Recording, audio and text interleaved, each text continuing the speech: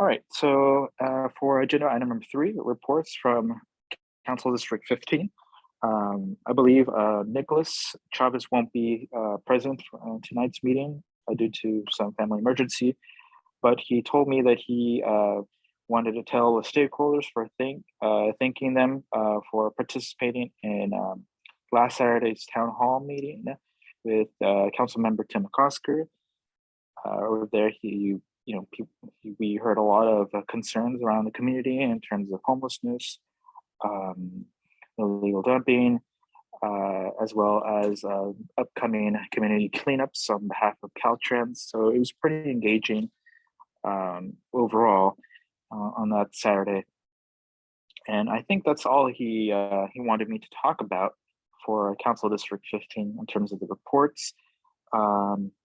Do we have any reports from the mayor's office? Yes, thank you, Miguel. Hi, everyone. Hi, happy to be joining you all today. For those of you that don't know me, my name is Jocelyn Dominguez. I am the Harbor and Watts area representative for the office of Mayor Karen Bass. It was great seeing, I know I saw a few of you on Saturday at the town hall with Council District 15. So it was great to see a lot of you in person. I do have a few updates, and I'm just pulling from the monthly report that I do send every first Friday of the month. So I did send this over to Miguel, and I just want to give a quick recap on our Inside Safe initiative. The numbers have been updated since I sent the report. So the most updated numbers are that we have been able to hit 11 sites so far and been able to house over 500 individuals. So a lot of great success there. And I know at least 20 individuals have been moved into permanent housing since being introduced to Inside Safe. So we're seeing a lot of success there. So happy to report that. I did also want to just thank everyone for their participation during My LA 311 week, which was last week. March 11th was My LA 311 day. So thank you for everyone that did participate and just helped spread the word about the really great resource that 311 is. And also I wanted to highlight the new tenant protections. So the city has adjusted its regular tenant protections to include that 1, landlords must provide LA City tenants with a legal reason in order to evict them. And 2, that eviction protections for unauthorized pets and additional tenants due to COVID-19 will continue until January 31st, 2024, so until next year. And 3, which is that effective March 27th, landlords are prohibited from evicting tenants who fall behind on rent unless the tenant owes an amount higher than the fair market rent. And also effective on March 27th, tenants who receive a rent increase of more than 10% within 12 months and are unable to afford the rent increase have the option to receive relocation assistance to move out of their rental unit instead. So I did go ahead and link the LAHD bulletin, which goes into way more detail on these new tenant protections. I also linked the LAHD website, which goes into further detail, but the bulletin is available in both English and Spanish. And on there, it also provides like a table to show how you qualify, how much you qualify when it comes to relocation assistance. So please take a look at that and please share it out with anyone who might be able to benefit from that resource. I also just wanted to point out that at the bottom of the report where it says event updates, you will see find all other community or resource flyers here. So you would click on here, and on there it will take you to the drive, which I link a whole lot of flyers for upcoming events and just different resources throughout the city and our community. So please take a look at that and share out any of that information to folks who might be able to benefit. And that is all for me. Thank you.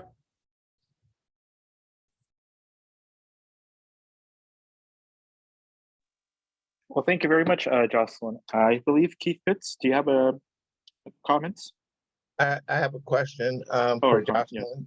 Yes. Out of the 500 people that were housed or temporarily in the 20 that were found permanent housing, is there a breakdown of how many from the Harbor Gateway North community, or is there a breakdown period by city? Oh, I see what you mean. Okay, so far, Insight Safe has not come to Council District 15. I know that is still in the works, and our office does work directly with the Council District office. What I can share is that just 2 weeks ago now, Insight Safe did come. I want to say it's the Harbor Gateway North location. It was just by where I used to live. So it was right at the border of Council District 15 and Council District 8 on 116th and Hoover. If you guys are familiar with that location, just under the 105 freeway. So we were able to actually house 54 individuals from that location. When it comes to Harbor Gateway North area, I would say that that would be one of the locations. Mm-hmm.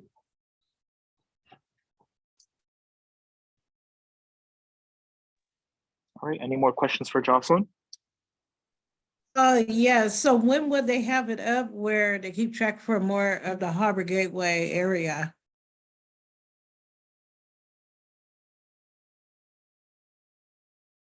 Sorry about that. On the monthly report, I did link, let me just double check to make sure it's there. I do link our site, our website for the mayor's office to subscribe to our newsletter. And that's going to be at the top under most important updates. So please subscribe to that newsletter because we'll send out updates of when we hit a new Insight Safe location, and it'll tell you the location and the stats, how many people were housed, and who was involved. So I would, if you wanted to stay updated as far as that, I would suggest subscribing to our newsletter. Okay, because I'm wondering because we just have two encampments pop up on 168 underneath the freeway, the 110. 168. Okay. Let me drop my email or so if you can email me that location, please. So because we do keep a log of these encampments to make sure that our office is aware. Since we are working with multiple partners, we just want to make sure everyone's on the same page about where these encampments are. So if you can email me that location at jocelyn.dominguez@lacity.org. And then I can let our office be aware of that, and CD15, of course. Great, thank you. Of course, yeah.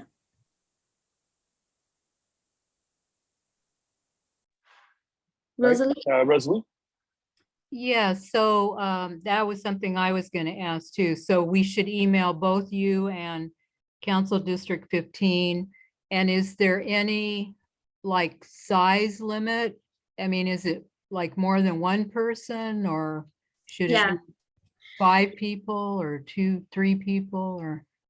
So definitely if there's an encampment that you want to bring to our attention, please send it to me. And of course, Council District 15, I don't know if Nicholas is on here, but send it to both of us. As far as Insight Safe right now is specifically focusing on large encampments that are in crisis. Okay, large encampments. And would that include like a whole line of RVs or? So that is something that our office is still working on. What I can share, because RVs are a completely different thing, right? It's a whole nother concern in our city. So what I can share is that with Insight Safe, with one of the locations that we did service, there was an RV there. Insight Safe, they did offer the housing and services to the person living in that RV, and they accepted it. So we have seen success as far as in that from that when it comes to RVs, but we haven't targeted encampments that are strictly RVs. Thank you. Yeah, thanks. I had another question with the RVs with that. And so I know everything is being worked out with the RVs because we have several over, in certain areas. So they're working on things to kind of to stop the sales of these RVs and also to offer, the safe, inside safe, housing for the people that's in the mobile homes and things like that. Yeah, so for the RVs, I don't know too much for me to really give you a straight answer for that. I know that right now they're really focusing on the large encampments that are in crisis, and those haven't included RVs yet. That is something that we are looking into because we know that it's a huge problem, especially down here in the Harbor Gateway. And that's something that I have brought up to our office.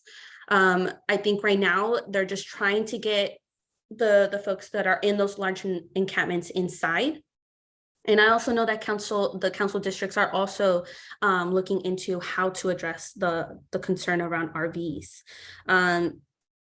Yeah, so that's really all I can say on those for now. All right, thank you. Of course.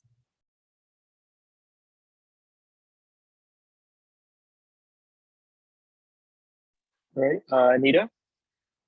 Hi, Miguel. I Hello. was just wondering, and I'm sorry I'm late to the meeting this evening, but were they aware that these RVs are just being rented to people? They don't own these RVs. They're not being purchased. They're actually having to pay exorbitant rent to live basically on the street. Yeah, and our office is aware. I know the council district is aware that that is an issue that that we are looking to how to address, because we know that Okay. it's a business that a lot of people are making a very large profit out of, the profiting off the hardship that some folks are going through.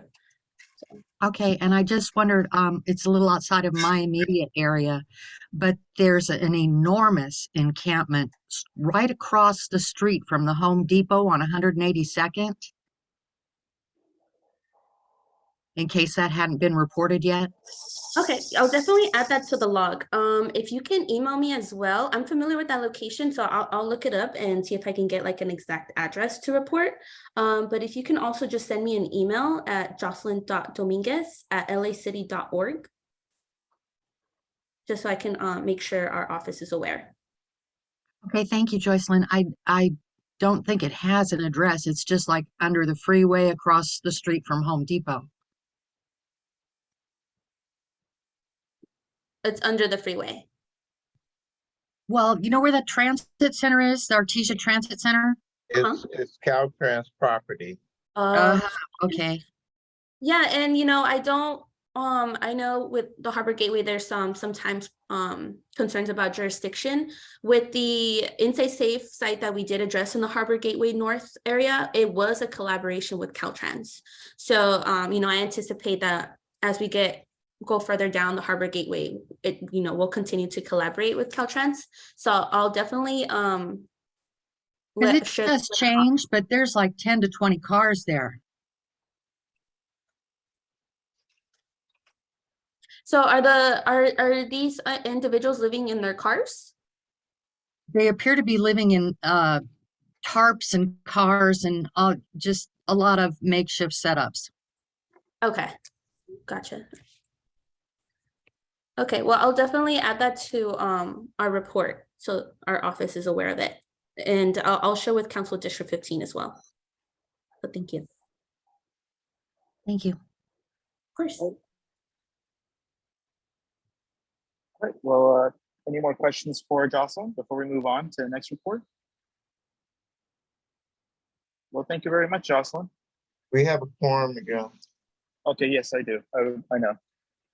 All right, so now that we have quorum, I'll start this meeting at 6:54 p.m. Thank you everyone for coming. All right, we'll start with a roll call. Miguel Vasquez, Present. Joan Jacobs, Present. Rosalie Preston, present. Keith Pitts, Present. Julia Escada Arteaga, Present. RV Powell, Present. Will Yates, Present. Jackie Jackson, Present. Richard Lee, Present. Craig Kusanokii. Present. Are there any board members that I did not mention who are also present? Okay, thank you. We have a quorum. I believe Jodette's here. Sorry, or I don't know who it is. This is Joette Doan, so I don't think so. I don't think it's her. Never mind. All right, so moving on to agenda item number 2, general public commentary on non-agenda items that are within the neighborhood council's jurisdiction. Please keep Okay. in mind that each speaker has 2 minutes to speak.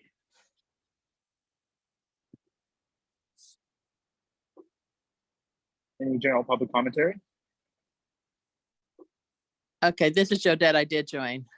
Oh, okay, okay. Okay. I believe there's no general public commentary.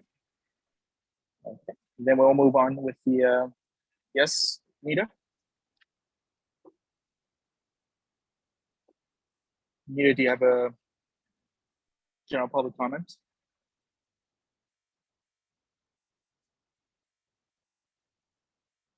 I guess not.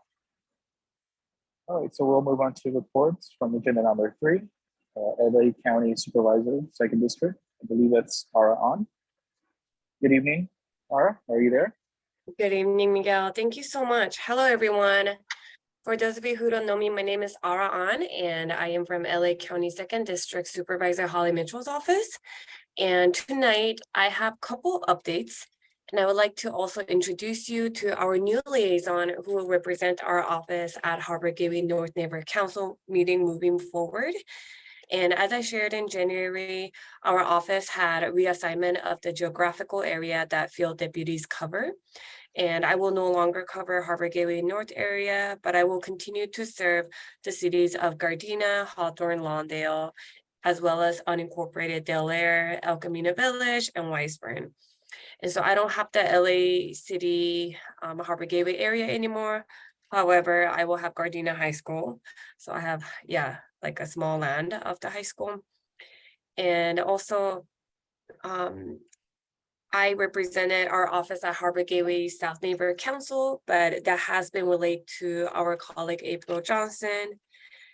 And so those are some changes I wanted to share tonight. And before I move on to legislative updates, I would like to give a space for my colleague Robert Jackson to introduce himself.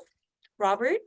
Thank you, Ara. Good evening, everyone. My name is Robert Jackson. I am a fellow deputy for constituent engagement for Supervisor Holly Mitchell, representing the 2nd District. My previous areas were unincorporated Compton, Rancho Dominguez, East and West, and East Carson, Victoria Golf Course parcel.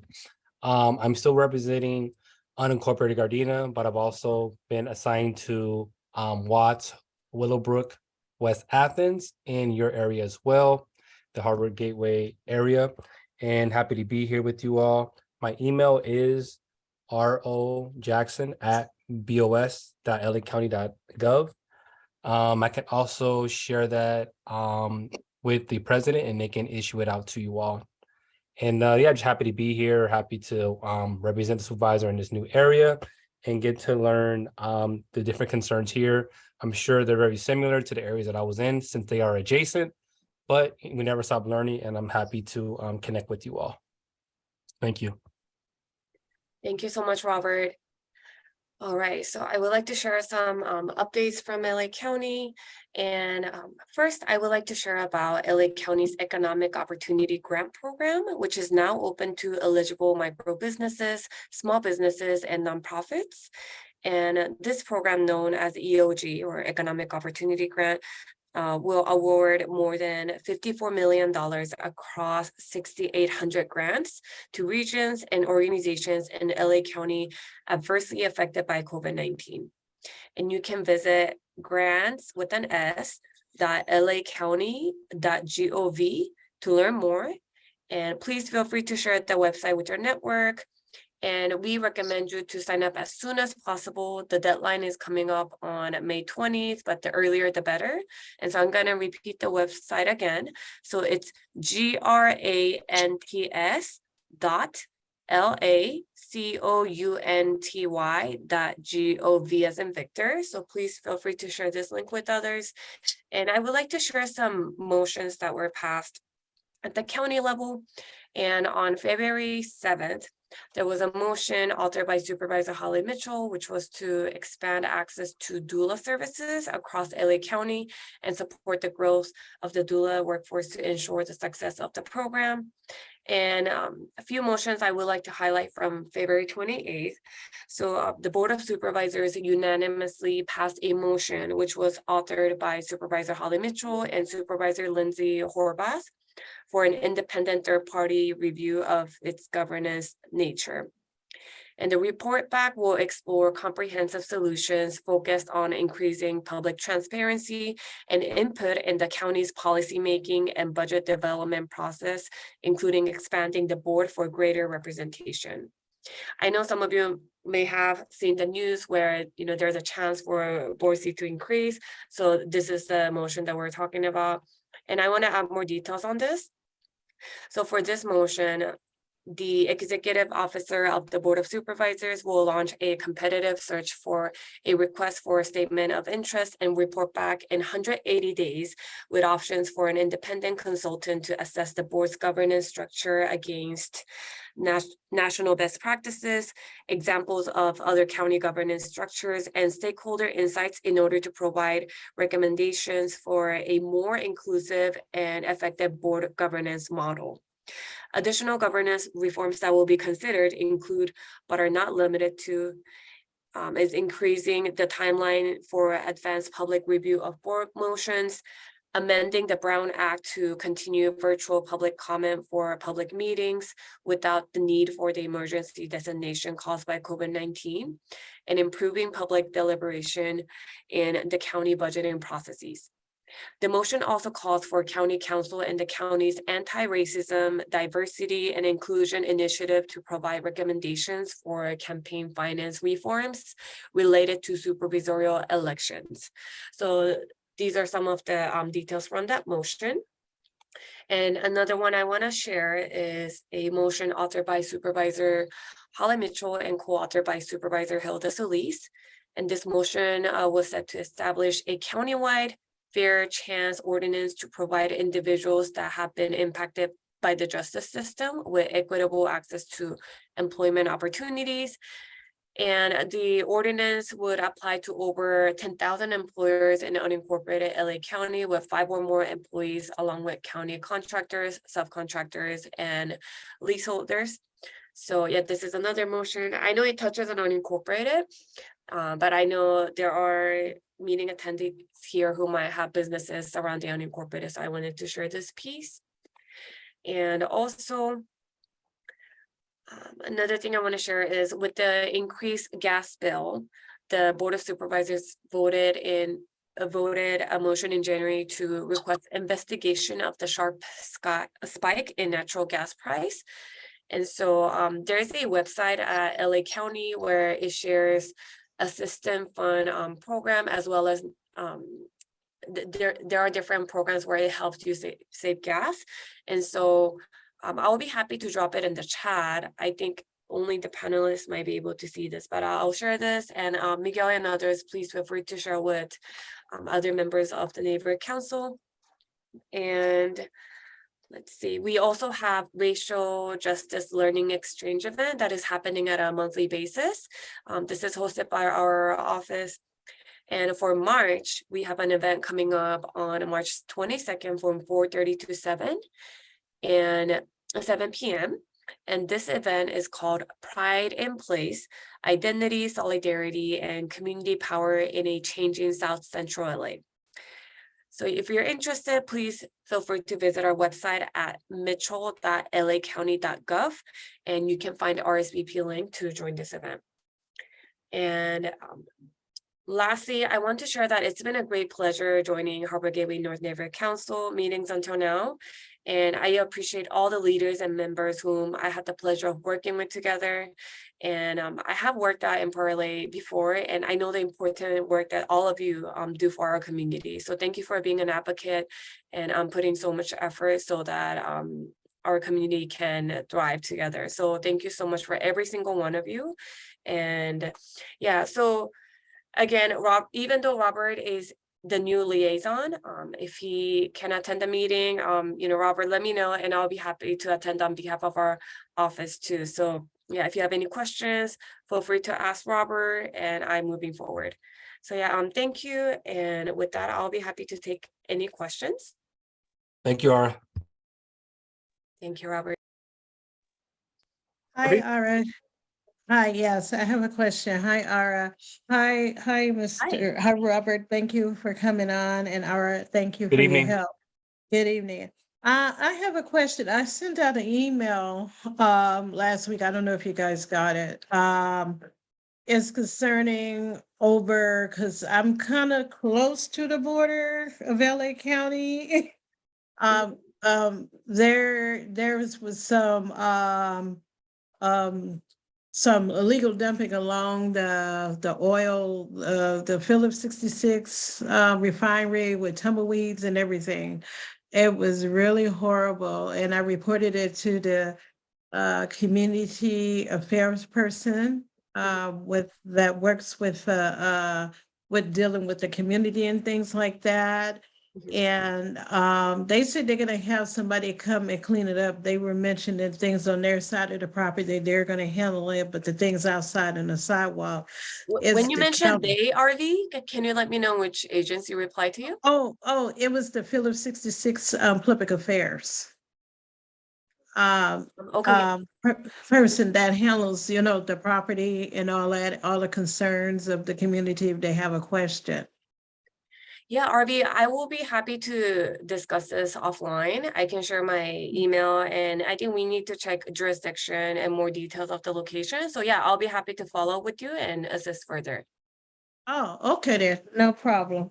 Mhm. Okay, and I'll, email, because I think I thought I emailed, but I didn't get a response. I don't know what went on with that, so Yeah, just to I'm let not you sure guys which know. email you sent to, but in this Zoom meeting chat room, why don't I send you a private email and private message and we can go from there. And I'm gonna make Okay, sure it's picked up.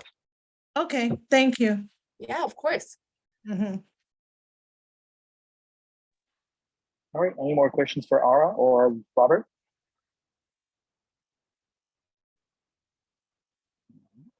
Well, thank you very much for your service, Ara, and good best of wishes on your journey. Thank and you so your much, career. everyone. Definitely. All right. Moving on, reports from the Department of Neighborhood Empowerment. Welcome, Freddie. Yes, hello, can you hear me? Yes, we can hear you. Perfect. So right now, just we're doing a push for all neighborhood councils to bring out the vote since it is coming very close for your neighborhood council since you are Region 12. Also, we're doing a push to make sure that all neighborhood councils update their in-person NC meeting locations. This neighborhood council has been on top of it, so I applaud you for that. So thank you for that. So I don't have to worry too much about this because you already have a location ready to go on your first meeting when you move back to in-person meetings in April, which we'll be seeing each other for in-person moving forward. So on those two ends, which are the top priority for our department, you're doing well. Our department also provided a monthly profile. Hope you were able to read it to give more details of what's going on. And we just wanted to make sure that those are the two things that we're highlighting right now, in addition to the change in our department's leadership. Right now, we've recently transitioned from one general manager to another. And in turn, we're also waiting for the mayor to provide more guidance as to who the next general manager will be, or if the interim general manager will stay as the general manager moving forward. In either case, we're trying to make sure that we are here to support you as neighborhood councils as you try to transition into in-person meetings. And if you have any additional questions on how that might look, or for those board members who are new to the neighborhood council system and would like to know more about what meetings were like before COVID and what in-person meetings were like, you can feel free to ask me questions. I'm going to keep my report very short so that we can focus on the agenda today. And that's it for me.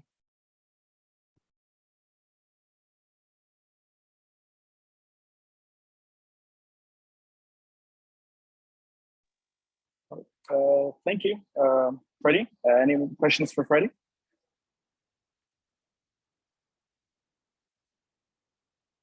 All right, I guess not. Well, thank you very much, Freddie. All right, moving on to agenda item number 4, appointment of up to 9 members to the Ad Hoc Environmental Justice Committee with no more than 4 board members. Do we have him? So list? Miguel, Yes. the best way, because we have a limit on the number of board members, Yes. is to have the board members who are interested make themselves known. It's my understanding that 3 so far have expressed interest, which would be Joan Jacobs, RV Powell, and Miguel Vasquez. So if there's any others, we, if there's more than 4, well, the board needs to vote to determine the 4 board members, then we can move on to the stakeholder members.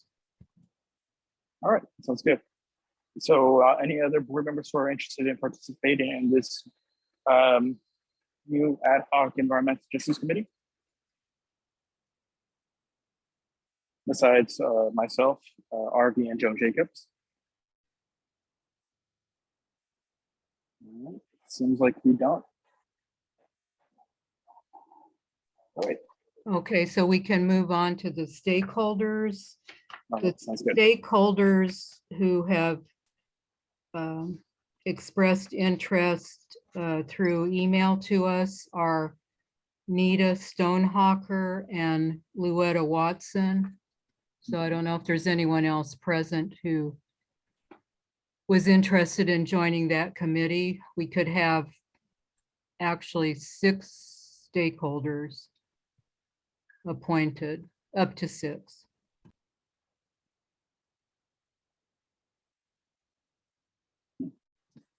It doesn't seem like anyone doesn't have their hand raised, so I guess we can just proceed with the motion, correct?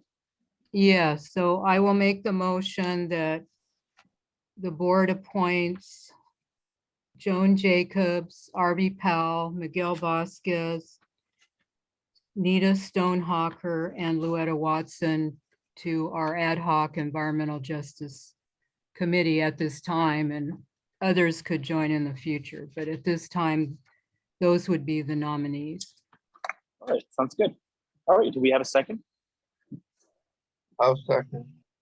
All right, thank you very much, Keith. All right, let's put this on to a vote. Miguel Vasquez, Yes. Joan Jacobs, Yes. Rosalie Preston, yes. Keith Pitts, Yes.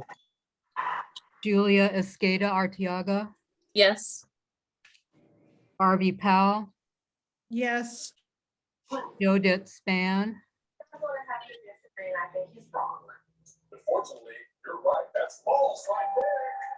Jodette,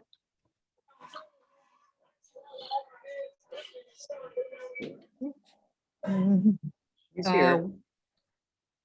Will Yates. I'm on my phone. I'm sorry. Yes. Okay, It's okay. okay, thank you. Yes. Will Yates, yes. Jackie Jackson, Yes. Richard Lee, Yes. Craig Kusunoki. Yes. Okay, motion passes. And Thank you. so the committee members will have to get together and figure out a first meeting date. All right, sounds really good. Well, thank you very much for everyone who the new board members, as well as stakeholders who want to make an impact in the community. All right, moving on, we'll go on to agenda item number 5, approval of $400 as payment for 2 Zoom licenses for the neighborhood council for the next 12 months. All right, do we have a motion to approve the $400 as payment for the 2 Zoom licenses? I make the motion. All right, thank you, Judith. I'll Do we have second the seconds? motion. All right. Thank you, John. All right, so So, Rosalie, yes, uh, just to clarify, so currently we only have 1 Zoom license and Miguel has that. So, and according to the Department of Neighborhood Empowerment, it's expiring this month. So, even though we're going to be meeting in person, we may be able to host some town halls or other meetings by Zoom throughout the year. And as we go forward, we believe that we may have the ability to do hybrid meetings, but that hasn't quite been worked out yet. But we would need at least 1 Zoom license. But we thought we would have 2 this time so that if Miguel is not always available, someone else would hold it. And I don't know if possibly Keith Pitts or I think we have to designate who that other person is going to be, but maybe we don't have to do that right at the moment. no, I don't think so. I think we're right now, we could just decide on whether we want to have $400 spent on those 2 Zoom licenses and I perhaps wish, later on figure out. hey, Miguel, I wish we could Yeah. discuss the, Yeah, we can discuss. That's the reason why we put this on a motion. Yeah. well, because you have 5 and 6. If we vote just in person totally, that wipes out number 5. So I'm a little concerned.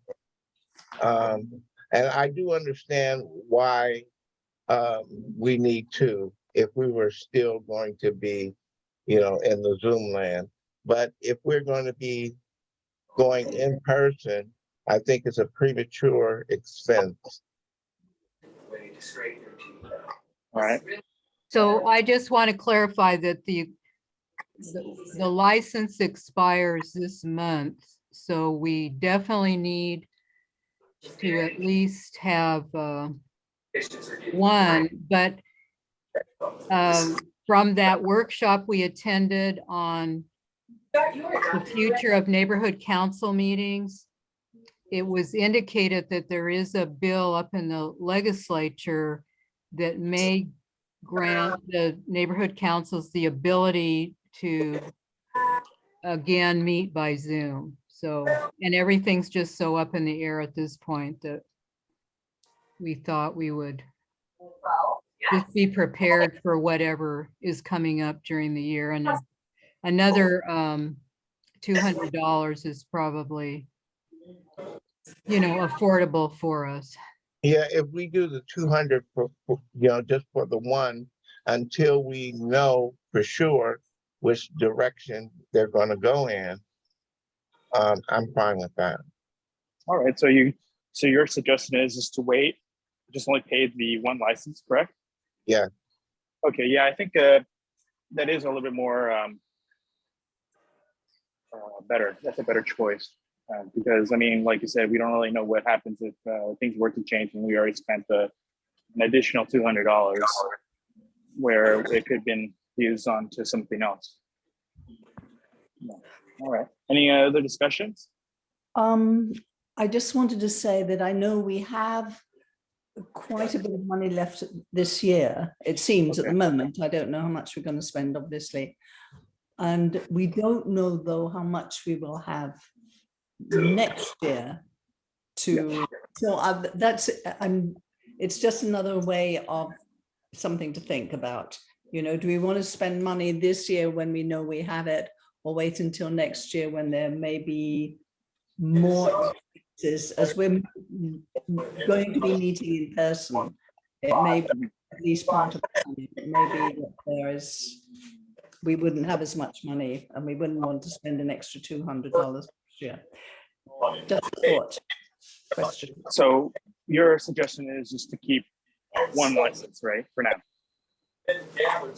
No, Well- Joan is saying to buy two while we have the funds to cover it. All right. Excuse So- me. It's just Yes. another thought, that's all, because I Okay, no, also no, yeah, no problem. Yeah, couldn't see what, that's what we're having discussions.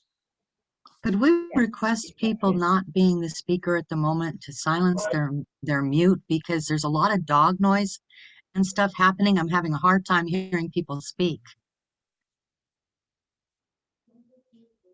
No? That's better. All right, so any more discussion? On whether Lou we has, should- Lou has her hand raised.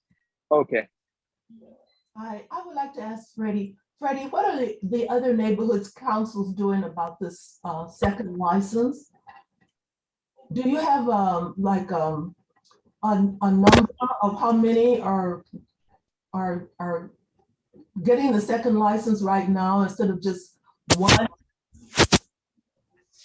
Eddie, are you there? I'm here, yeah. So there are at least 7 neighborhood councils that have requested more than one additional Zoom license, but they've done that several months ago because they wanted to have more flexibility in starting committee meetings and the board meeting, obviously. But it was more to help out the committee meetings since they might be overlapping with boards that are much larger. This board can choose to do either 1 or 2 licenses. I do want to let you know that teleconferencing, as of AB 2449, which amends the Brown Act currently, is limited in how board members are able to participate remotely. No matter what, the quorum of the board has to be in person at a singular physical location for their meeting. Then, once that is established, once that quorum is established, if there are members who want to attend remotely, they would have to provide a specific reason, either emergency circumstances or just cause. And there are other details as to what would lead to those reasons to be qualified for the board to either approve or that just the board be notified. But if you want to have 2 licenses, you can more than have it. You'd be using the funds necessary to do so. Rosalie did mention Senate Bill 411, which is currently in the Senate side of 2 different committees that are being reviewed, and it has not moved from those committees or have yet been considered from any of those committees since it's been introduced to those committees as of February 22nd of this year. So again, that bill has until September of this year to move forward, or it will no longer be considered and have to be reintroduced again stateside. But there are several NCs that do have more than 1 license, and they chose to do so, but they will be paying those additional costs if they no longer need to use it past the past April. They're going to be eating that cost because they already paid in advance for that, and they've been invoiced for those additional licenses. Freddie, if you have hybrid meetings, Teleconference. Hybrid is something else. I know, but the bills are they're stalled in the legislature up there in Sacramento. So I'm asking, if the legislature says that neighborhood councils have the option of having hybrid meetings, will that require 2 licenses? One. That again, that's a big if, because it has to go through the Senate and has to be read 3 times after it's gone through committees, hoping there's no amendments, then going to the assembly and then read 3 times, assuming there's no amendments, which would bring it back. and then the governor signing it. But that Senate bill, 411, is not to bring a hybrid, rather to bring all neighborhood councils virtual, back to virtual. So if that were to go through by September, the question that the board would need to ask itself in choosing whether it wants 2 additional licenses is if that additional license will help them if that bill were to pass, and a second license might be needed to aid that neighborhood council in conducting virtual meetings. Because again, currently the language as written would be virtual only, not a hybrid model. Ah. Hmm.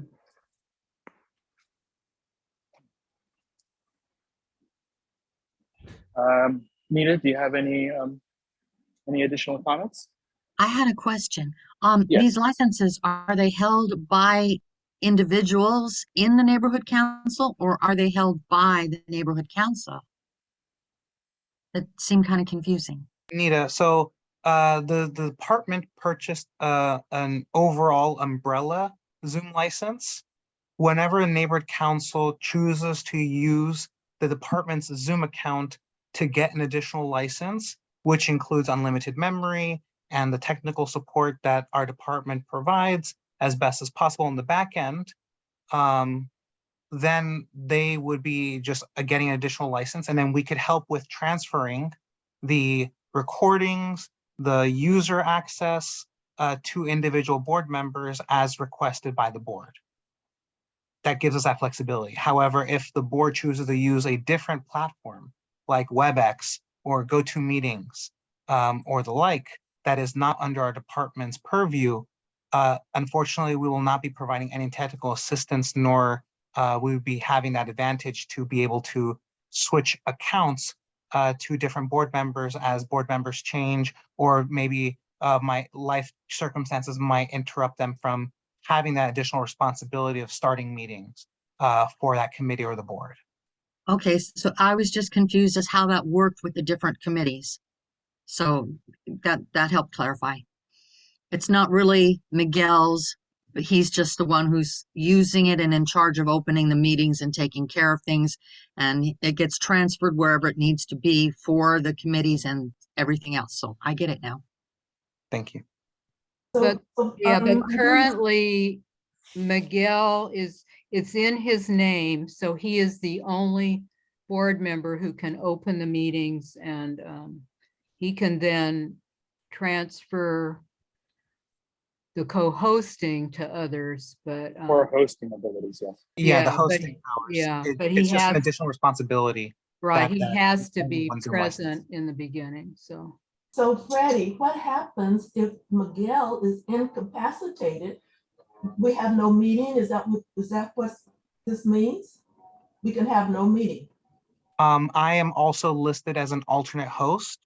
So if ever there needs to be starting a board meeting, not a committee meeting, because committee meetings, I could help start it, but I would have to transfer quickly to another, whoever's the chair of that, and then I'd have to leave because I cannot be in 2 meeting spaces at once. If I have to attend another board meeting, that might occur at the same time. But that is one alternate solution, but it's not an entirely reliable one or foolproof one. And I think the impetus behind this agenda item is so that there be a second licensee holder that would have to create new meeting IDs for committees, so that that person would be responsible for starting those committee meetings and being the one to transfer that power to the chair once that committee starts, and then they can leave afterwards. Well, Freddie, is there such a thing as a co-host or? Yes, there can be many co-hosts in a webinar. However, the host is the one that is holding the entire meeting. So if the host were to leave, they can shut down the whole meeting. Unless there is an alternate host, which would be labeled as a co-host, but not necessarily attending that meeting.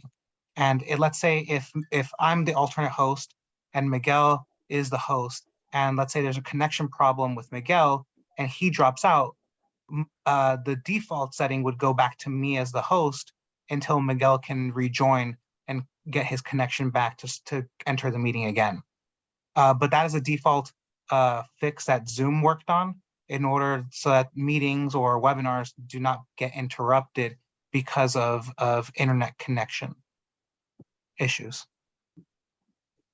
And Freddie, another question. So if we decided just to vote on one Zoom license tonight, but later in the summer or before September, just supposing that SB 411 did grant neighborhood councils the ability to meet virtually again, could we then purchase a second Zoom account at that time later on?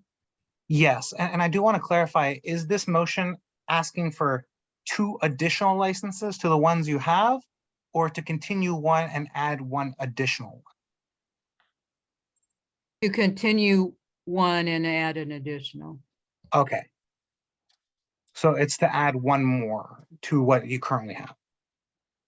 Yes. Yeah, again, you can choose to add the second one whenever. It could be right now, or it could be when you agendize it again. If that bill ever moves forward and gets passed. But that decision is you as a board, you'll have to make on what financially works for your board and logistically works for your board. All right, well, thank you very much, Freddie. So I believe, I think that's a good approach instead that we can do, right, everyone? That we could just vote on, probably perhaps change this motion. Instead of $400, we can just spend $200. Okay, and later on, so the maker can of the append- motion and the seconder need to withdraw their motion. All right. I believe that was. So Jodette. Jodette. Okay, I and, withdraw the motion. And the second, who was the second? It was, I believe it was John Jacobs, right? Joan, yes. Okay. I can't, can you hear me? Yeah, we can hear you. Oh, okay. Sorry, I thought I was muted. Okay, yes, I withdraw as well. All right, sounds good. So, So we need a we'll- new motion to renew our existing Zoom license for $200. do we have a motion for that? I make a Instead of- motion. All that right, we thank you very renew much, our John. existing license. Do we have a second? A second, Sounds good. Harvey second. All right, thank you, RV. All right, so we'll move on to. Okay, the roll call, Miguel Vasquez, Yes, Joan J. Yes. You're Hello? muted. Yes. Hello, yes. we can hear you. Rosalie's muted. Hear me?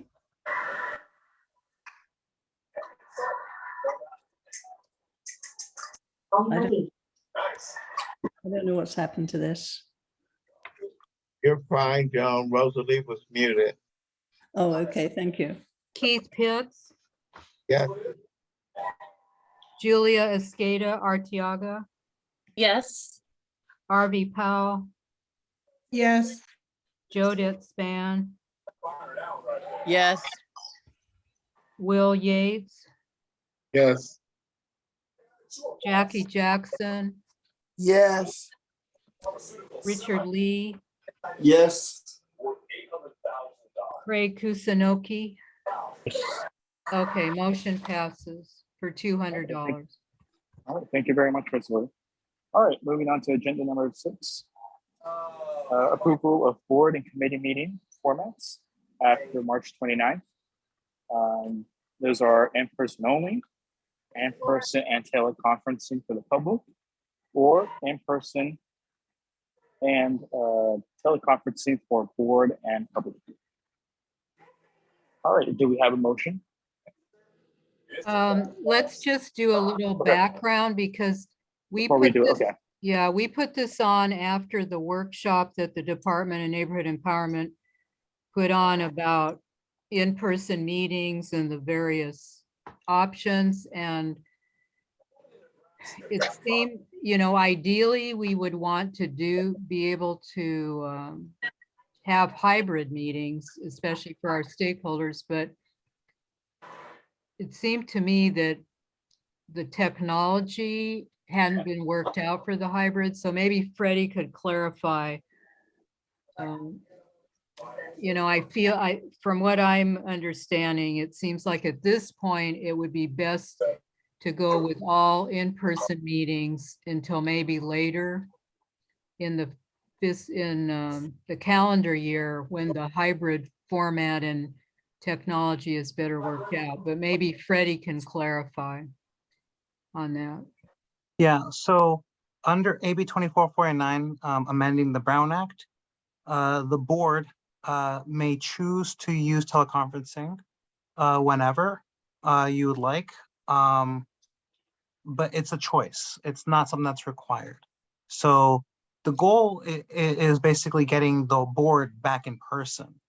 And it offers the option for the neighborhood council to do teleconferencing and offering members of the board a limited use of teleconferencing and the public use and access to both attending meetings both in person and virtually or on the phone. What you'd want to do to make sure you're adequately prepared for addressing the needs of teleconferencing is first figuring out what inventory do you have of technologies in your storage? Do you have a computer, a camera, microphones, a speaker? That will maybe does the location have Wi-Fi or stable internet connection that can be connected to that computer to allow for that ability for teleconferencing? Making that list and securing that can be very helpful in first seeing what technologies you have to better address that aspect. Definitely having a familiarity with your physical location is going to be very imperative because you're going to have to know where your outlets are, what cords will be needed. And if you do not feel that a board member can take on that responsibility, you'd also have to look into what kind of vendor would be needed in order to help you meet those needs for teleconferencing.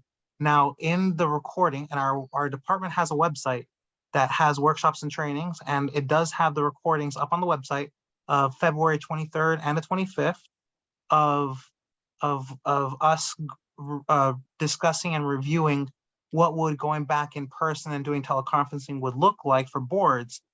We did detail that and answered as many questions as possible. We do have the slides there as well, and I'll be more than happy to provide you as a board those video clips for both sessions and the slides. But it sums one of the crux or one of the biggest issues or obstacles that come up with teleconferencing is if there is a disruption. And disruption can mean technological disruption. If there's an interruption in Wi-Fi or interruption in the connection or technologies from the broadcasting of your teleconference meeting. So if the quorum of the board is there in person and somehow the wire or the outlet is no longer functioning and it stops broadcasting to those that are attending virtually, that means the whole board has to stop and cannot take any further action on any items before the board until that disruption is fixed. And if there are any actions taken during that disruption, there can be a challenge that generally would be a cure and correct of having to redo the whole board meeting as a way to cure and correct that matter for the Brown Act. So that's one of the obstacles that we highlighted in that session, but something to consider for when you're trying to do teleconferencing. Our department, specifically NEAs, will not be able to assist on the technological side, hardware and software side of the items being used per neighborhood council, since they vary from all 99 neighborhood councils, and we cannot become experts, nor can we provide equitable services to all neighborhood councils. I might be technologically savvy, but that would be unfair that out of the 99 neighborhood councils, only my neighborhood councils have that advantage because of my knowledge versus others who might not have an NEA who could be technologically savvy to help the NC board. So that's an equity issue that we're trying to address. That's why we're asking for boards to please consider having a vendor, a third-party vendor that the city clerk can help you with contracting in to help you set up and see if your venue for meeting locations can be accessible or can be made able to hold teleconference meetings in a manner that would abide by the Brown Act. Hopefully that answers your question. Yes, and so with that background, I think that probably we should just go with in-person meetings for the time being, because it's going to take us a while to work out the technology for teleconferencing so that our stakeholders could participate remotely. We do have some equipment that Miguel has tested out, but we think we need to purchase something else, and we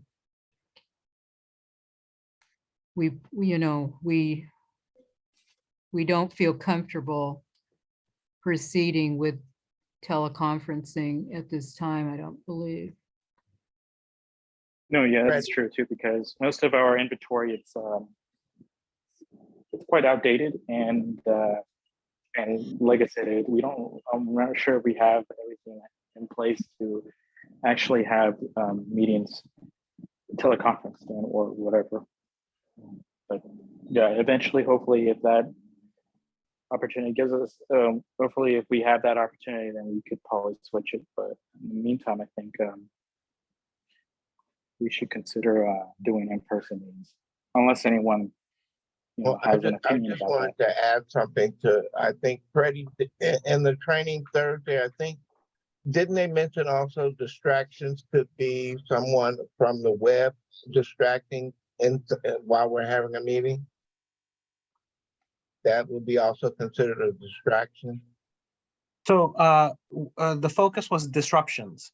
There's two types of disruptions.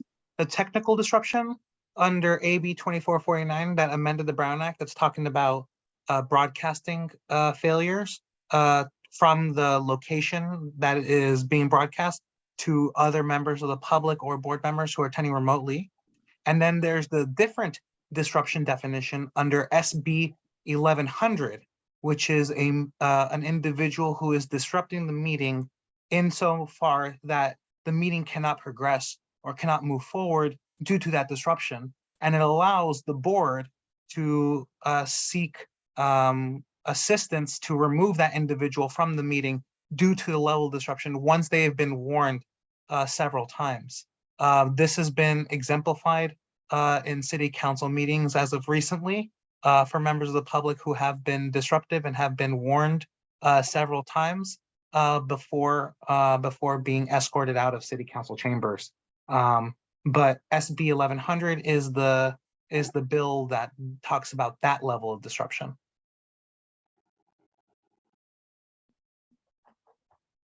So I make a motion that we, as after March 29th, we hold our board and committee meetings in person until such time that we would be prepared to move to teleconferencing. All right, sounds good. Do we have a second? I'll second. Thank you very much, John.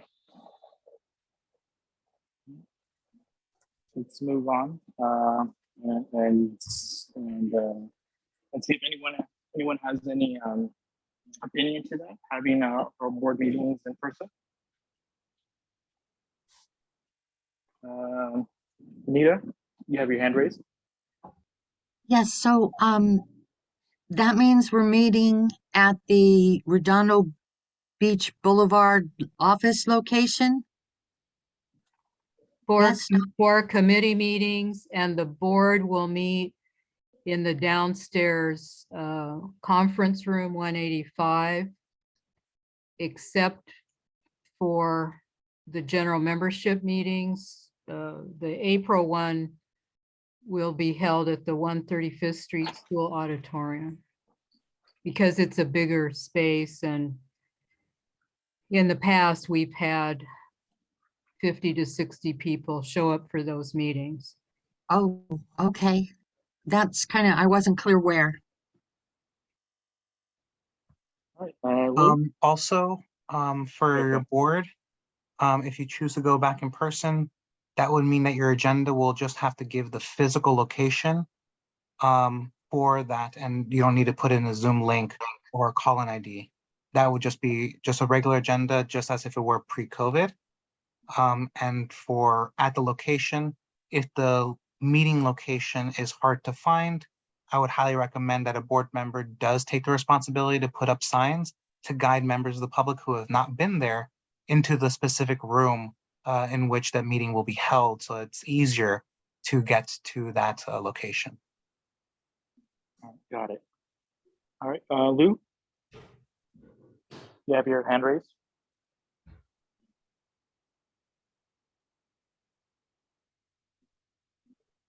Seems not. All right, Nita, do you have any additional comments? I didn't know. Thank you. Okay. All right, so I guess we'll move on and vote for in-person meetings. Miguel Vasquez, Yes. Joan Jacobs, Yes. Rosalie Preston, yes. Keith Pitts, Yes. Julia Esqueda Arteaga, Yes. Arby Powell, Yes. Jodette Span, Yes. Will Yates, Yes. Yes. Jackie Jackson, Yes. Richard Lee, Yes. Craig Kusunoki. Yes. Okay, motion passes. And I also want to point out that whereas we've been meeting at 6:30 for the in-person, we'll go back to, for the board meetings to 7 o'clock to give those who work a little extra time to actually get to the in-person meeting location. All right, well, thank you very much, Rosalie. All right, so moving on to agenda item number 7, outreach events. Excuse me, 2023 board election. We want to remind everyone that we have in-person voting on April 1st at the Home Assembly Church. I believe vote by mail ballots have those applications have expired as of yesterday. But if you couldn't have done that, then you can just vote in person at the Home Assembly Church on April 1st. Any additional information from either the outreach chair or the election committee chair or Rosalie? The in-person hours of voting are 10 a.m. to 4 p.m. And there will be a free shred van on site at the back of the parking lot from 10 a.m. to 2 p.m. And we'll be advertising that to our stakeholders through our emails and a robocall before April 1st. Sounds good. All right, any additional information that anyone wishes to share? I think they should say the address of where the Home Assembly Church is. Oh, okay. Do you have the address, Rosalie? Just trying to figure The it out. Home Assembly Church, 13515 South Figueroa Street, it faces Figueroa and is just south of 135th Street and just south of the WSS Shoe Warehouse. And I believe more information is on our website as well, correct? It should be. Okay. If not, then we could just talk to the new webmaster, Aaron, and he could probably put that the address a little bit more, as a focal point in our webpage. So people who didn't have the opportunity to apply for the vote by mail application, then they could easily access the address to almost the church. All right, so moving on. Reports from the February 25th Black History Month program at the Rosecrans Recreation Park Center. Rosalie or Maybe Janet Angela, Mitchell wants to okay, make a Janet Mitchell. report. Sure. He Hello, always Janet. talked about life insurance, and now it's too late. Yeah, somebody had their TV on or Yes, okay. something in the I background. muted. Oh, okay. All right, so Janet, since you were at that event, do you wish to speak on it? And what kind of things, events happened? Okay. Well, from what I recall, during that event, we had poetry reading, a dance contest, as well as a fashion walk raid hosted by Jackie Jackson, as well as commemorating the service of Senior Lead Officer Stewart, Angela Stewart, for his 31 years of service to the community. We had Tim McCosker come over, as well as our field deputy Nicholas Chavez, and we had our booth, as well as a booth for the the reparations. Risley? Yes, the LA City Reparations Advisory Commission. Yes. And they also had information about LA Repair, which we clarified our neighborhood council falls into two parts. LA Repair has about, I can't remember how many zones around the city. And they're going to allocate some additional funding to those zones and have participatory budgeting, so people can vote on the key proposals for spending the additional funding. So we believe that our districts 7 and 8 fall into the South LA repair zone, and that voting is going to be coming up. So hopefully we will be notified of that so we can have our stakeholders involved. And then the rest of, not District 6, apparently that's left out, but districts 1 through 5 are in the Harbor Gateway repair zone, and our selection of people to serve on the committee and to help select the priorities will be coming up later this summer and fall. So we may be able to direct some funding to some areas in our neighborhood council that could need some help. And how we're gonna do some outreach on that? Yes, Through the once outreach committee? right, and Or- through our website and emails. Okay.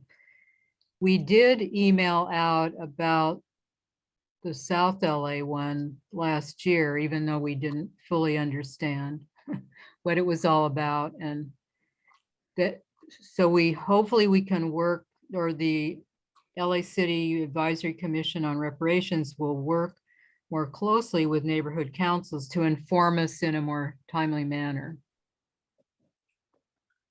Okay, Richard, do you have a hand raised? Yeah, just a quick question on LA Repair. I'm in, well, you and I both, Miguel, are in District 8. Does LA Repair pertain to infrastructure repairs needed in the area? That means like the streets and lights and that kind of thing, or does it also apply to lots that are open in the area? I believe so, right? Yeah, Risley? we think it could apply to street and sidewalk repair and lighting, but we're not sure if the priorities for spending that money in District 7 and 8. Well, it's all of South LA and it's a big area, so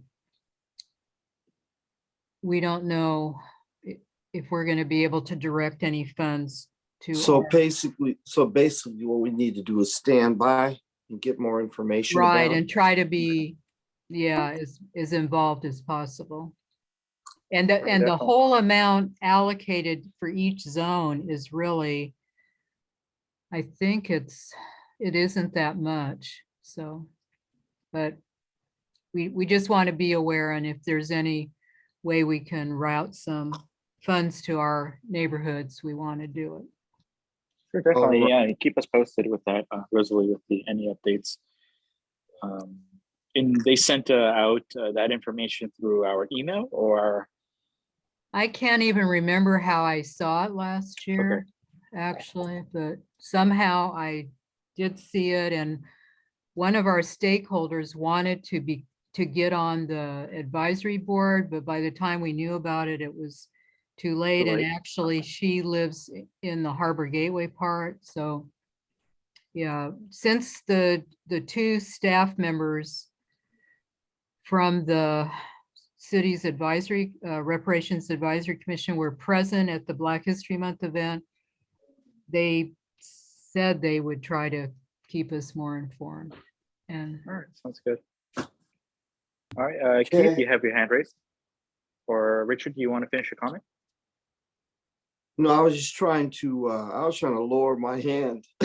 Oh, Sorry. okay. No worries. I All just right, wanted to well- say that they also at the Black History Month program, they gave out food bags for everyone that was there, and they also had food for you to take home as you were leaving, which was absolutely delicious. Thank you for that additional information. Yeah, and I like to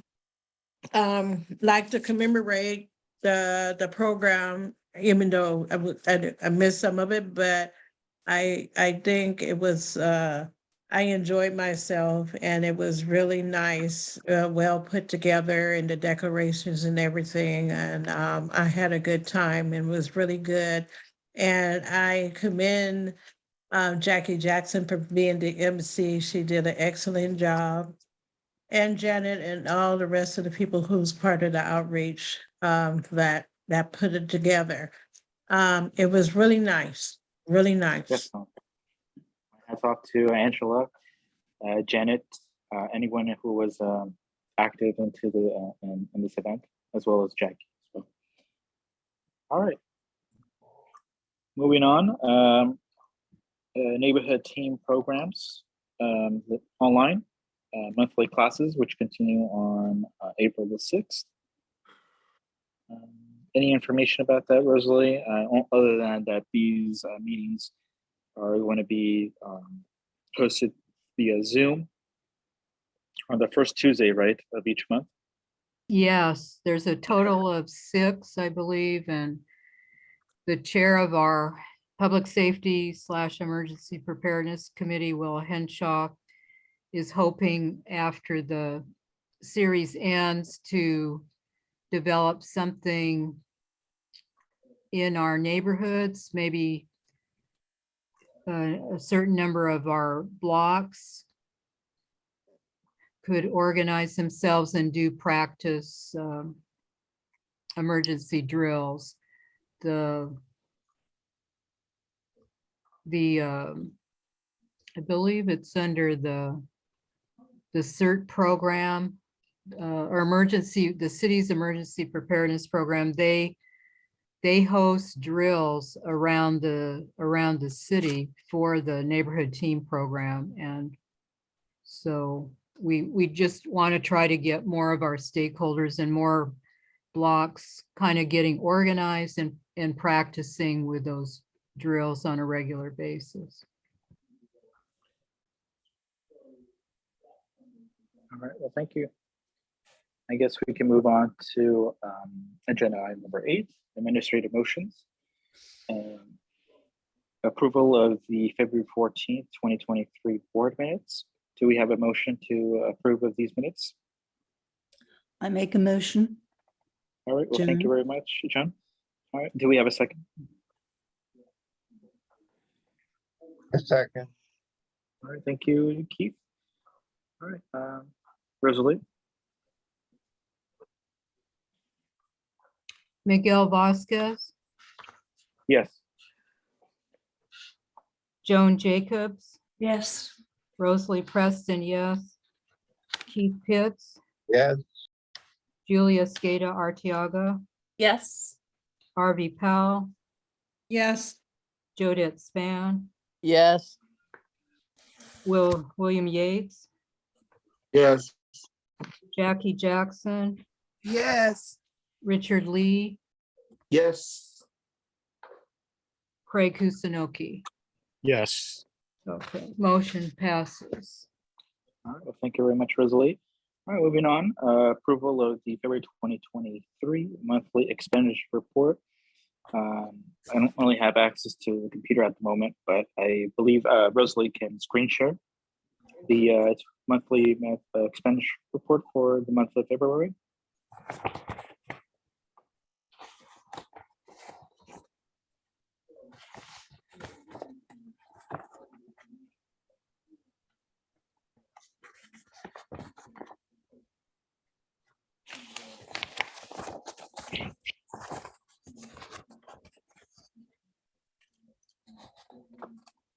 Do you have access to that, Rosalie? Okay, I just pulled it up. Now I'll do share screen. And okay. Can everyone see it? Yes. Yes. Okay, so as Joan pointed out, we still have $15,000, 720 available, and you know, by June 30th, we need to make sure we don't have over $10,000, assuming that we are allowed to roll over $10,000 again.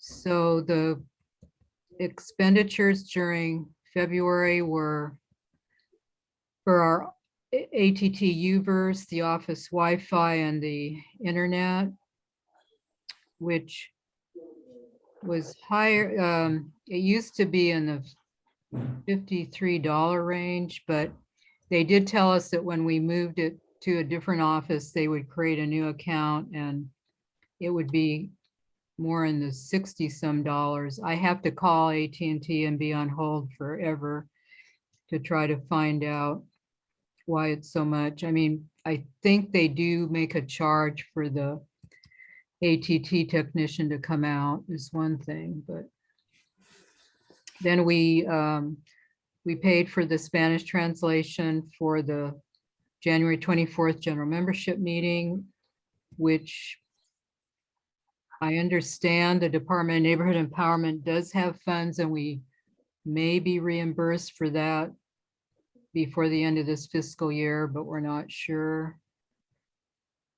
The InMotion hosting, we renewed our website hosting with InMotion. We've had them for a number of years now. And our new webmaster, the name of which is, I'm forgetting, but oh, the mailroom. They had recommended going with a different service, but the charge for that would be a lot more than the InMotion. So anyway, we can revisit that later in next fiscal year. We had to make 2 additional keys for our office so that there's 4 keys for each of the executive board members to have. We renewed our McAfee virus protection for our office computer and did it for 2 years because it was a lot cheaper and then it's less hassle to do the renewal. We spent money for the bottled waters and sodas for the Black History Month program, ice for the program, with the event approval number noted as required by city clerk funding. We also renewed through InMotion our website domain name until April of next year.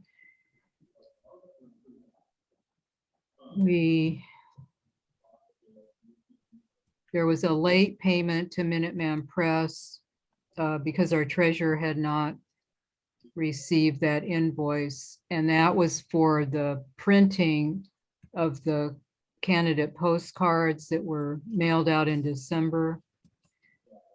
And unfortunately, the postal delivery was very erratic. But we do know that people did get them throughout the neighborhood council because that generated a number of candidates. We paid AT&T $45.19 for 2 months of our office phone line, which has finally been moved to our new office. So we're totally out of our old office.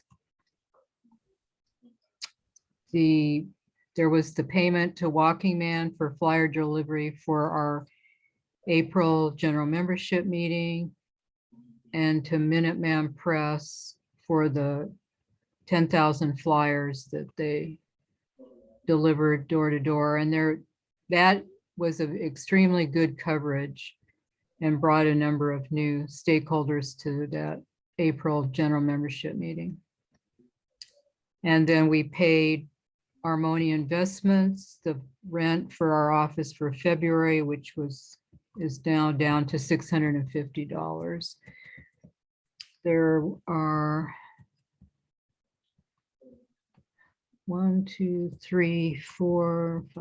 5 outstanding expenditures, which means that the treasurer wrote the check but had not reached them or been cashed by the end of February, and that was Studio Effects, the banner for the Black History Month program that was on the Vermont side of the fence of Rosecrans Recreation Center, the Black History Month flyers, the January payment to the mailroom for our website updating, which is now just $200 a month.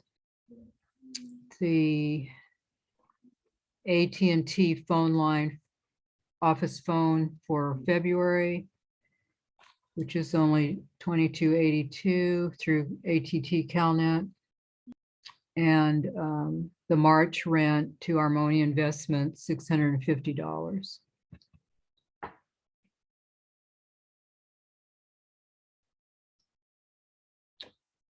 So any other questions? I had a question.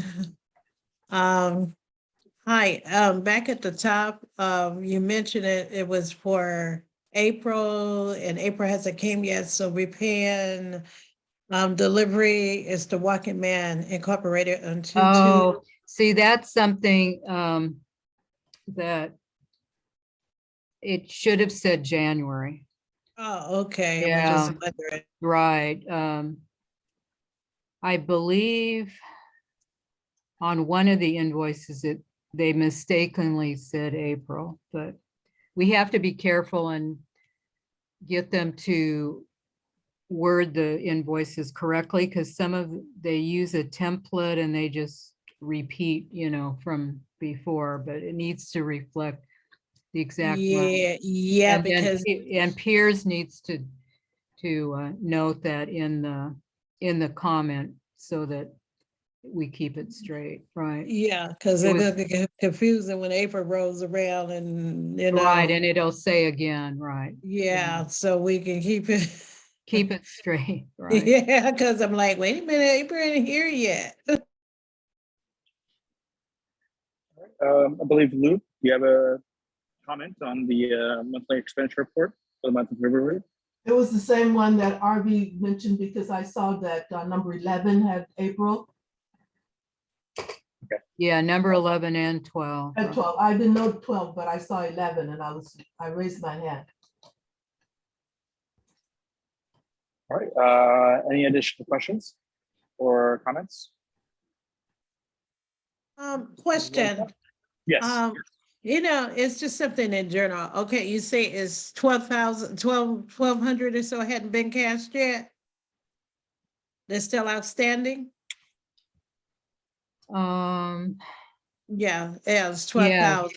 right. And so, But that's reflected on the net available because on Oh. the top line, you have the Mhm. beginning balance, the total that was actually spent, mhm. remaining balance, and then the outstanding. Okay, yeah, I Yeah. see that. Subtract, And so then the net available is accurate.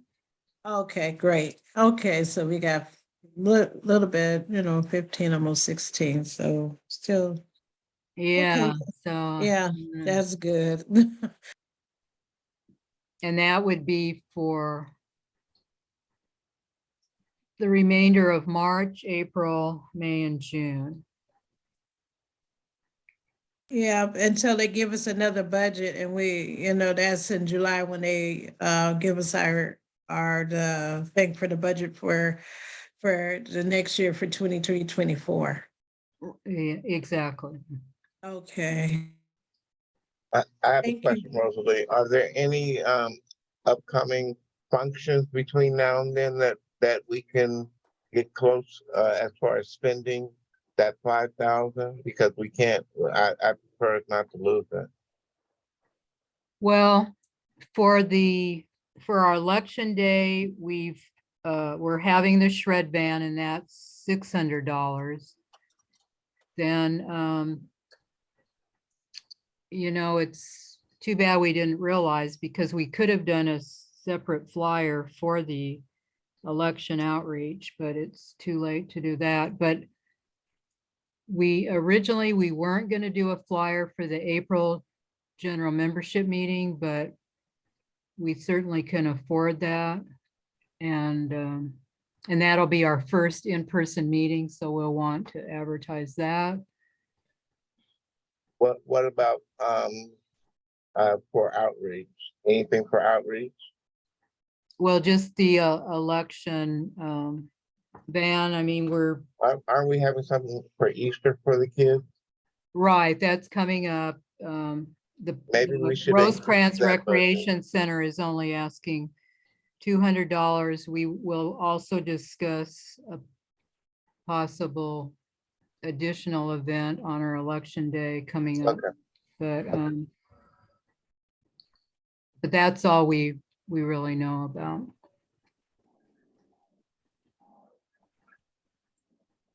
Rosalie, However, the outreach committee could possibly, you know, depending on the next month or so, the outreach committee could possibly order something that we could use throughout the next fiscal year. Maybe new lawn signs or that's another possibility. Or we could purchase, if we decide in a month or so that we want to try to do hybrid or teleconferencing, we could spend money on upgraded equipment that we would need, such as speakers, a webcam, and some other things. But, you know, we'd have to have the technical advice to be sure that what we were purchasing was going to be useful. Rosalie, or board, I would suggest that we definitely want to put out flyers for our next general membership meeting, particularly as we're holding meetings. Sometimes they're going to be at the office, and sometimes they're going to be, like the general membership meeting will be at the school. And I think we have to be absolutely clear at that, particularly for the first 1 or 2 meetings, such as. Okay, thank you. So I think that should count against whatever we have over. I'm sorry, are the comments only for board members? Because I'm like raising my hand a bunch. No, stakeholders can ask questions. Okay, I know that the homelessness issues committee wanted to do some kind of a health fair, and they didn't really have their paperwork together in time to do it for the March date that they initially had wanted to, or the April 1st date either. I'm wondering, since we have in the budget until June 30th, mightn't we get back together with the homelessness issues committee on that health fair idea and get them some funding for an event maybe in June? Or were they only interested if they could do it in March? It's going to be discussed April. coming up. Yeah. Yeah, it's our next item. Agenda Actually. item. An agenda item, yes. Oops, sorry. No, no worries. Lou, you have your hand raised.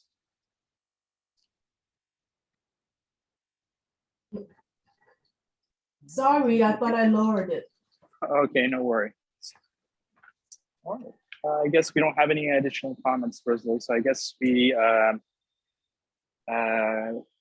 need a we can- motion to motion. approve, and then we can vote. all right, do we have a motion to I approve, motion to approve. Okay, thank you very much, Judith. Do we have a second? I'll second. All right, thank you, Keith. Okay, the roll call vote. Okay. Miguel Vasquez, Yes. Joan Jacobs, Yes. Rosalie Preston, yes. Keith Pitts, Yes. Julia Escada Arteaga, Yes. Harvey Powell, Yes. Jodette Span, Yes. William Yates, Yes. Jackie Jackson, Yes. Richard Lee, Yes. Ray Kusanelki. Yes. Okay, motion passes. Thank you very much. All right, moving on, consideration of up to $500 to support a health fair at the Home Assembly Church on April the 1st. All right, so I believe we have Barbara Tyson Frazier. She's the chairperson for the Homeless Committee. Do you wish to provide us, the whole entire board, some additional information before we move on and consider this to a motion? I can barely hear you, Miguel, on my phone. Can you hear me? Okay. Yeah, we can hear you. Sorry. You can hear me better. Okay. Hello, everyone. Yes. I've reached out to several of the different agencies. I have a okay from the Red Cross, and I've also spoken. I'm waiting on Kedron response from them, and I also have. I have my little paper in front of me. I had a, I don't have the name right in front of me. I'm sorry, because I got kicked out from the computer, but I have reached out to, I have 2 okays from 2 different agencies. One is the Red Cross, and I'm just waiting on Ketron to respond back. However, I still am interested in having it. I just have to get the okay so I can inform the lady from the manager, the new manager that we have in regards to approving for the city approving the actual event. So I am still interested in having that event on that day. Have you secured a letter from Home Assembly Church giving permission? Well, Angela, I was going to speak with Angela in regards to that because she's the head of the outreach, and that I didn't want to step on her because that's her area of expertise. So I didn't feel that. And I was going to speak with her because I had spoke with Miguel. Oh, yes. And Miguel, one other question. What happened with UCLA? Did you get a response back from them yet?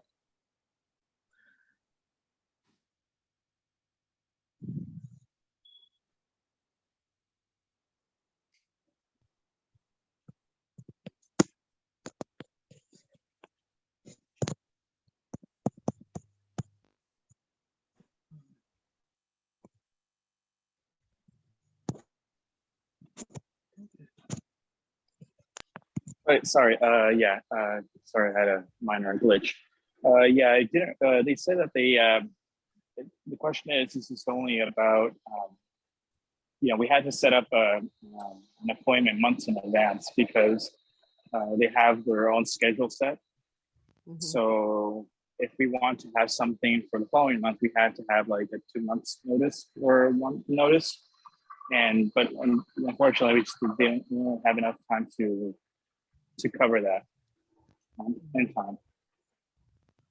Okay. So, Well, I'm still waiting on a few calls, so I was Excuse me. still. Barbara, I'm sorry, Barbara.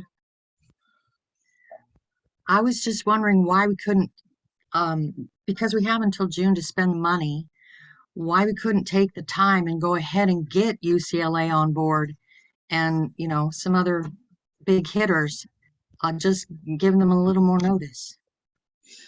That's Or that's are fine we and set on well. that date? Yes, that's fine and well. We could also have another event, but I thought this would be a good way to get the people out in the community since we're having an election. So that was the purpose and the reasoning for having a health fair, because we'll target our homeless out in the community, as well as reaching out and informing on keeping our working relationships going with our different agencies, outside agencies. That's Okay, so I'm that's our confused. purpose. Where's the date now? Where's the date now? I thought I heard April Excuse me, 13th. meaning, no, let me April see. 1st. No, it's April Okay, 1st. so I It's heard on the, this. but it's Okay, on the I'm sorry. election day.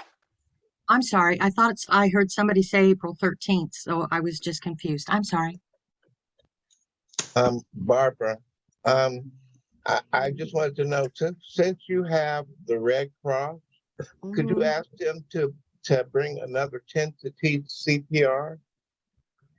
That's extremely important for our community to know, to learn how to teach, to use CPR.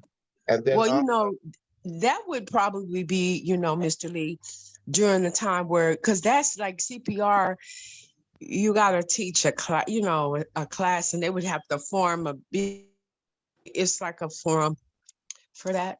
I mean, I could ask, but I don't think I believe they that charge for that. well, they do. we have a budget. We do have a budget on. We have a That's budget. right. And I was I'll gonna reach out. ask you- I will ask. I was Yeah. gonna ask you, Yeah. but also this $500, what is it used for now? What is it supposed to be used for now? For refreshments and the different things we would need for the event. Are you advertising it too? With flyers? We're gonna, yes, and that's another thing. If we get that, I would like to get some flyers. That's one of the things, like, the accessory, the different accessories that is needed. So I just want to point out that when the event request form is submitted to the city clerk, it has to have our board vote form. It has to have an itemized budget. listing how much would be spent on refreshments, how much spent on flyers, any banner. Yeah, And- that's not a problem. We can do that, Rosalie. That- Okay, but I don't think $500 is gonna cover all that, but, I didn't think so either.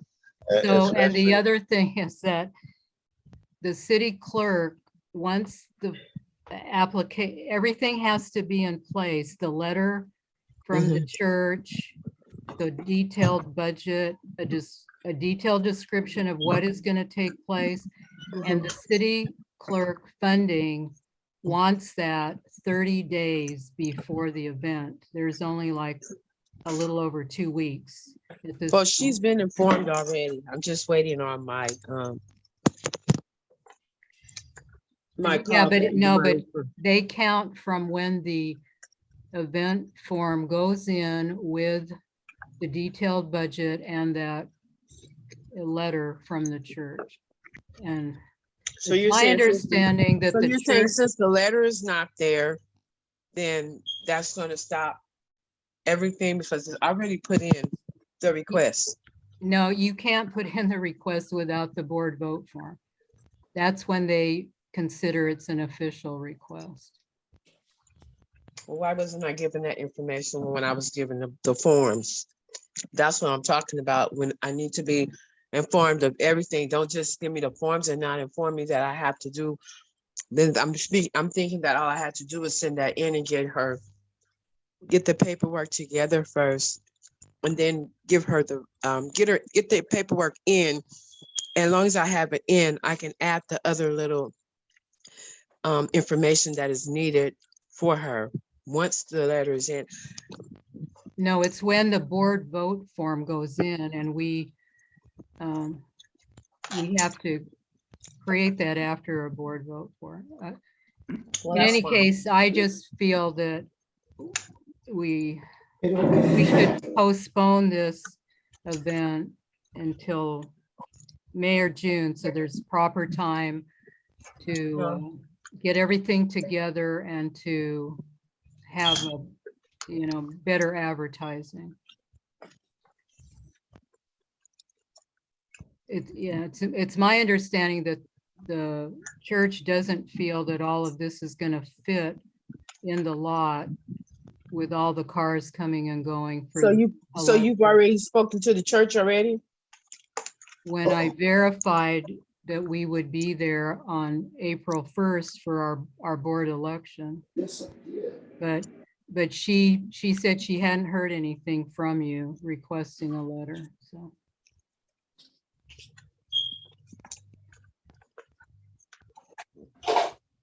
Okay, thank you for the information. Permission to speak. Yes. Okay, this is Janet Mitchell. And Rosalie, as you know from the outreach meeting of last night, it was spoken that stated that Angela, who is our outreach chair, these things that you're asking of Barbara, I think they should have gone through outreach, not through the homeless committee chair. So, and as she stated before, she submitted the paperwork 30 days out. So I'm trying to understand what's the real issue here. But, so. It's my understanding that the city clerk doesn't consider it a request without that board vote form. Okay, so with that being said, what we need to do at this point is those agencies that we reached out to, we need to, in fact, as Nancy stated last night, reach out to them and cancel. So that's what we'll do at this point. We just cancel those agencies from coming out on April 1st. No problem. So we all, we understand.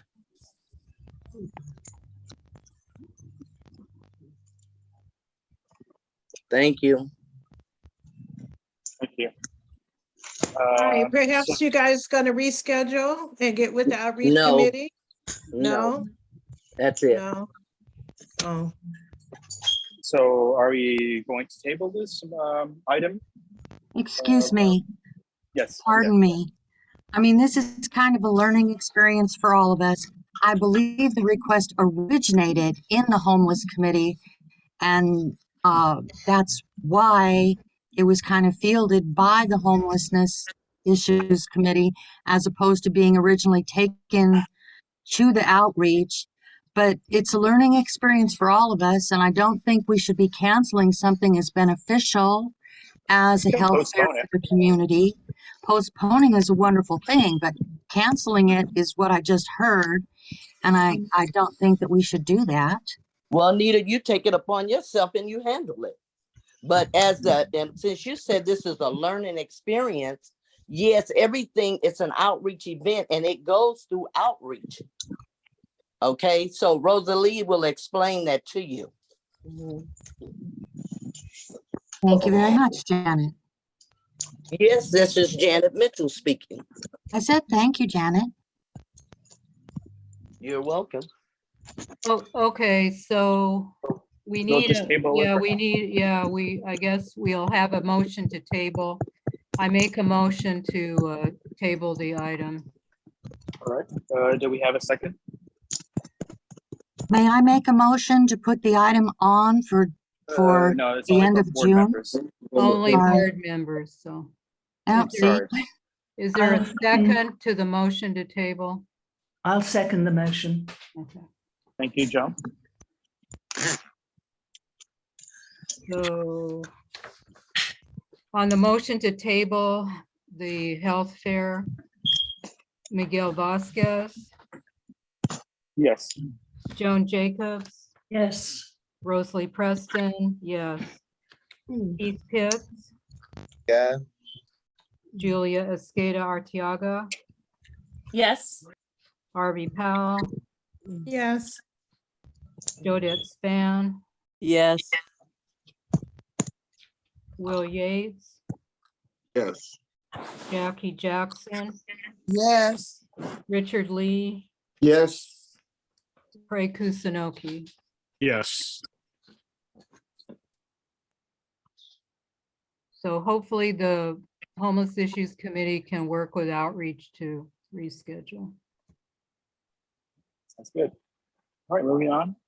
Consideration of $200 to support hot dogs, chips, beverages, and fruit snacks for children attending the spring egg hunt from 11 a.m. to 2 p.m. at the Rosecrans Recreation Center on Saturday, April 1st. Do we have any information on that? Other than what So given? is Wesley King, the director of Rosecrans Recreation Center, present, or? Let's see. I don't think so, no. No, he isn't. Okay, so the Rosecrans Recreation Center is planning a egg hunt. hunt, yes, on Saturday, April 1st, and it's from 11 to 2. They've organized it with crafts, the egg hunt, and also refreshments for the children. And they've asked if we could fund the refreshments for $200. Okay, that sounds good. All right. Yeah. So, do we have a motion to consider supporting this event for the amount of $200? Rosalie makes the motion. Do we have a second?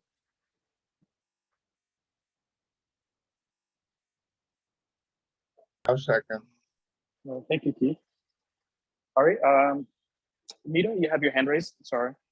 sorry. No problem. You have any? Oh, okay.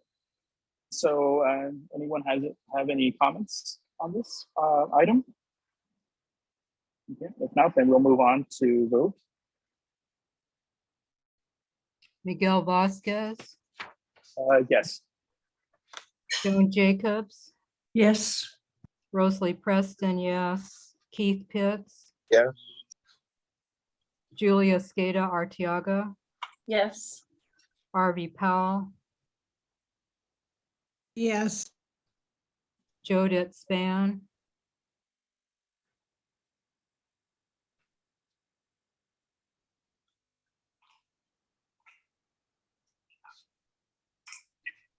is Jodette still here? Let's see, I think she should be there. Yes, she sent me, but it says on hold. Okay. It's on hold. Will Yates, Yes. Jackie Jackson, Yes. Richard Lee, Yes. and Craig Kusunoki. Yes. And did Jodette unmute or? No, she just updated her name and says on hold, so I think she's occupied. at the Okay, moment. all right, so I'll just absent. Okay, motion passes, and I want to note that the Rosecrans Recreation Center will put our logo on the flyer, so as a supporter. All right, definitely, that's good. All right, moving on to agenda number, item number 9, board businesses and announcements. Do we have any reports from committee chairs? Seems like we don't. We'll move on to the next item. Any brief announcements from board members? Yes, I have a brief announcement, Miguel. Okay. I had received an email from the Department of Transportation. The engineers had approved for a signal light on Rosecrans and Menlo. But however, we have to work on the funding on behalf of getting the traffic signal pushed forth and getting the funding to put up, and them making up the schematics and everything what they have to do. So I'll mention that. And thank you for everybody. All right, well, thank you very much for that announcement. Another announcement, we will have in-person meetings, which will resume as of March 29th. I believe our first meeting will be Rosalie on our office building at 505 Redondo Beach Boulevard, or is it just going to be at the elementary school? Well, yes, our April board meeting will be at in the lower conference room at 555 West Redondo Beach Boulevard, which is room 185. The first meetings, and that's Tuesday, April 11th. The committee meetings and the Public Safety Committee will be the first one on Friday, April 7th. And that will be held in our office room 205 upstairs. So as Freddie mentioned, we'll need to have signs on the door. There's a code that people can use to get through the main glass doors, and then either use the stairs or the elevator to go up to our office. But we will have to post some signs, in the beginning, so people know which way to go. And also with the agenda will be taped to the front glass door with that code for people to get in, or people can call the office, our number, and those who are already in the office, if they need to run down to open the front door. All right, sounds good. All right, any more announcements? Yes. Okay. What was I gonna say?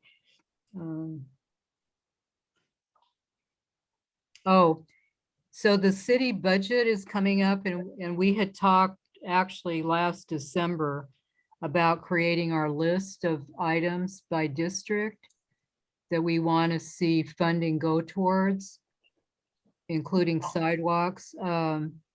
So I'm going to email out.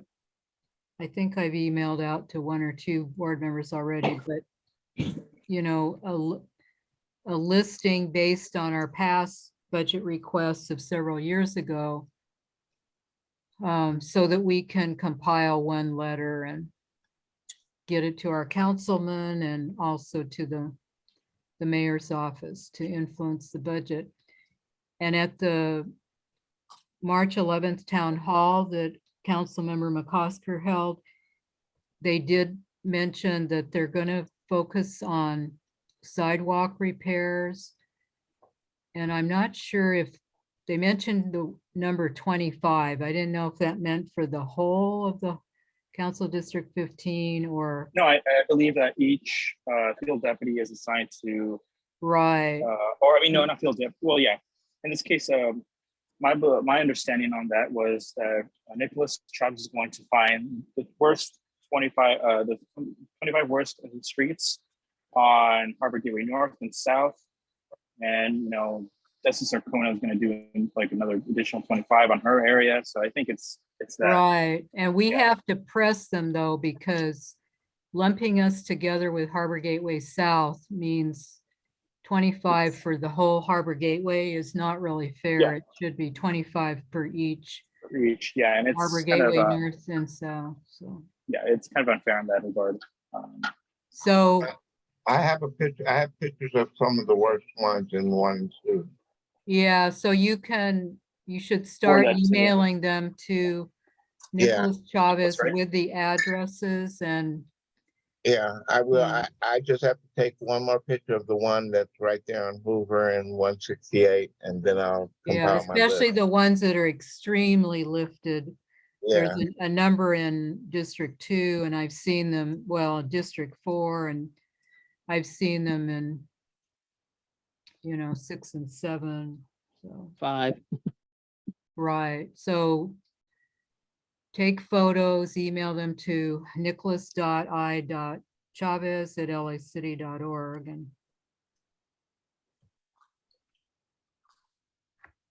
And also like in District 6, I mean, I don't know if anyone has known, we got a response from Amanda Bentley in terms of the illegal dumping letter that we sent to her. So she's going to do a coordinated phased cleanups on the items on the sites that we've listed on that letter that we approved, I believe, in the last board meeting. And that's going on. Nicholas is going to give us updates on that. And one of the, I think, field deputies for City 8, who actually is in charge of a certain segment of District 6, was recommending us to form a list of illegal dumping sites on that area. So if anyone who lives in District 6 can provide us a list of illegal dumping sites on that area, please gladly email us at HGNC email, and we can gladly report that to one of the representatives for CDA. So I don't know about you, Rosalie, you can probably send a, constant right, contact. actually, right, we did kind of forget because in District 6, north of the 105, the key illegal dumping site is along the Harbor Freeway. And I always forget if it's Grand Street or Grand or Flower on the west side of the freeway. That's where a lot of illegal dumping has taken place. Yeah. So it would be nice to have that an additional list for that area, CD8.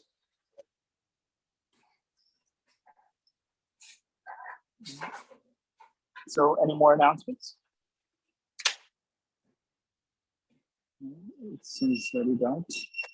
Okay, if not, then we'll conclude this meeting at 8:43 p.m. Thank everyone for attending tonight's meeting, and we'll see each other in the next meeting on April the 11th at 555 Redondo Beach Boulevard at the conference, correct, Rosalie? Yes, room 185 at 7 p.m. All right. We'll set up the room at least a half hour before.